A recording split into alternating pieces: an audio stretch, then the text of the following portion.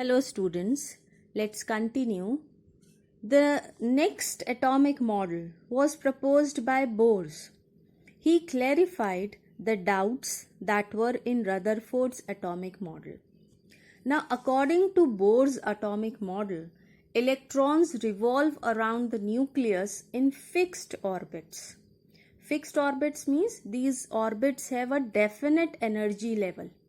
And that's why these orbits are also known as energy levels. They have definite amount of energy.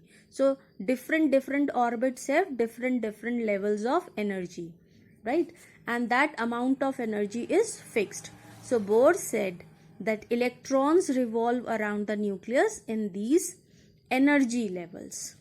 And these energy levels were designated by him as K, L, M, N. Like this he named these energy levels starting from the nucleus. It means the orbit which is closest to the nucleus is called K shell.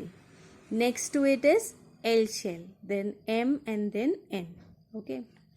Now he said, now one thing more here is the orbits that are closest to the nucleus that have low energy level, and as we move away from the nucleus, these orbits they have more energy level than the orbits that are nearer to the nucleus. Now he said that as long as the electrons revolve in their own particular orbit, they do not lose or gain energy. So if they are moving in their own orbit, there is no chance of losing or gaining the energy. That's why they do not fall in the nucleus.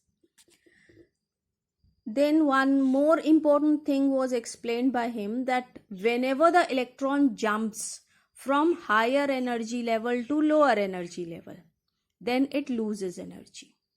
And when opposite of it takes place, it means whenever it moves from lower energy level to higher energy level, then it absorbs energy.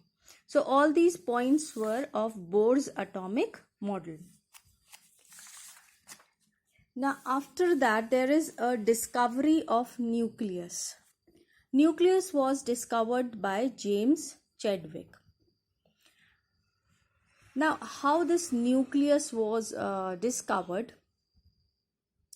We know that entire mass of the atom is present in the nucleus, right?